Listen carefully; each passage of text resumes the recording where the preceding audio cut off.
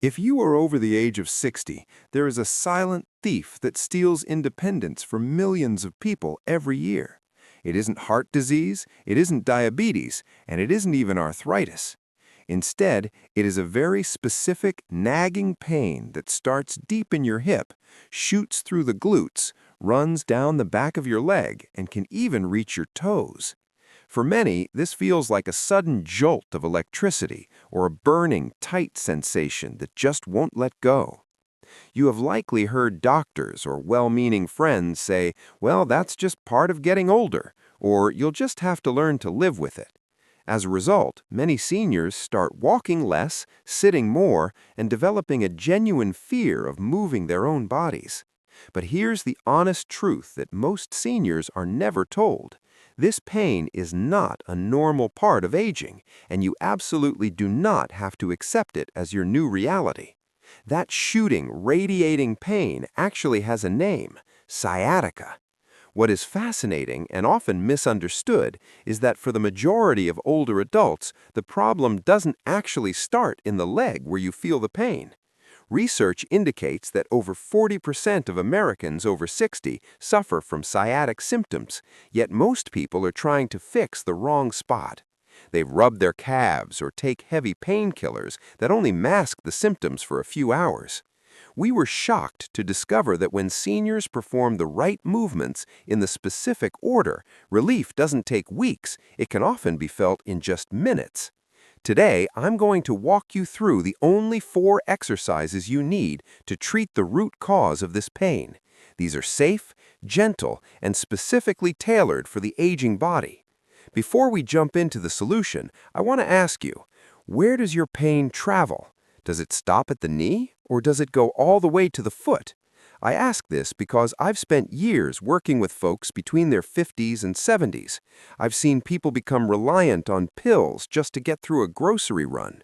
I've seen grandfathers stop playing with their grandkids because they're terrified of their backs going out.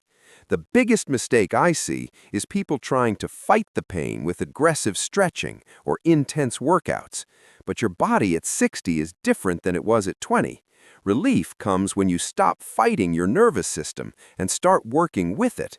The solution isn't about trying harder, it's about doing the right thing for your spinal discs and hips. If you've been suffering for a while, you've probably tried hamstring stretches, heating pads, and ice packs.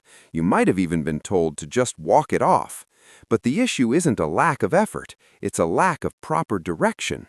In seniors, the source of the pain is usually compression in the lower spine or a tight muscle deep in the hip. As we age, our joints get a bit stiffer and our spinal discs lose some height. When you combine that with tight muscles from years of sitting, you get a clamp effect on the sciatic nerve. To fix this, we need a 4-step protocol: release the clamp, reduce spinal pressure, create breathing room for the nerve, and then stabilize the area so the pain doesn't come back. Exercise 1. Unlocking the hidden muscle, the piriformis release. We start with the move that usually provides the quickest relief. It targets the piriformis, a tiny muscle hidden deep inside your hip. You can't see it, but when it gets tight from stress or sitting, it strangles the sciatic nerve. To release it, sit on a sturdy chair with your feet flat. Take one ankle and gently place it on your opposite knee, making a figure 4 shape. Sit up tall and then gently lean forward from your hips. Just an inch or 2 is enough. Don't force it. You should feel a distinct stretch deep in your buttock. Hold this for 20 to 30 seconds while taking slow, deep breaths. This signals that hidden muscle to let go, finally giving your sciatic nerve some room to breathe. Many of my patients tell me this is the first moment they feel the shooting pain in their leg actually stop. Exercise 2, the zero gravity reset position, the Z-lift position. Once the hip is loose, we need to take the weight of the world off your lower back. I call this the Z-lift. Gravity is constantly pushing down on our spines, compressing those aging discs. This reverses it. Lie flat on your back on the floor or a firm bed. Prop your lower legs up on a chair, couch, or ottoman so your knees are bent at a 90-degree angle. Your body will look like a letter Z. Let your arms rest by your sides and just breathe. In this position, the muscles in your lower back automatically shut off and relax, and the pressure on your discs disappears. It's incredibly soothing for conditions like spinal stenosis. Stay here for 5 to 10 minutes. It allows the irritation in the nerve to settle down completely. Exercise 3, creating space, a seated flexion. Now that the spine is relaxed, we want to gently open up the pathways where the nerve travels. As we get older, our spines often prefer gentle bending forward rather than being forced perfectly straight. Sit on your chair with feet flat. Slowly slide your hands down your shins, allowing your back to round and your head to drop comfortably. Think of it as a controlled slump. This separates the vertebrae just enough to relieve irritation. Stay there for a breath or two, then slowly roll back up. Repeat this 5 to 10 times. You're not trying to touch your toes, you're just trying to get some smooth movement in the lower back. If you feel the pain moving out of your leg and centering in your back, that's a great sign, called centralization. It means the nerve is healing. Exercise 4, the internal corset, deep core activation. This final step is the one most people skip, which is why their pain comes back a week later.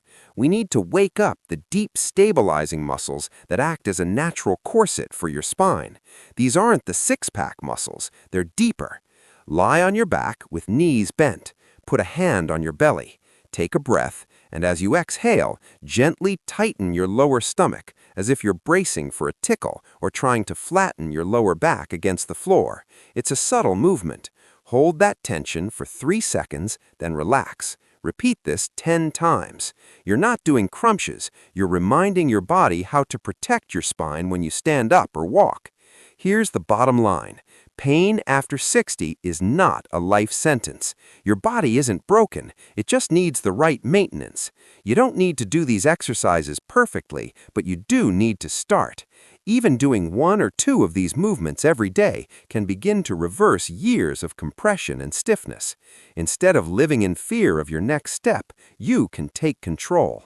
I encourage you to try these today, gently, and let us know in the comments which one gave you the most relief. Remember, we're in this together, and it is never too late to move freely again.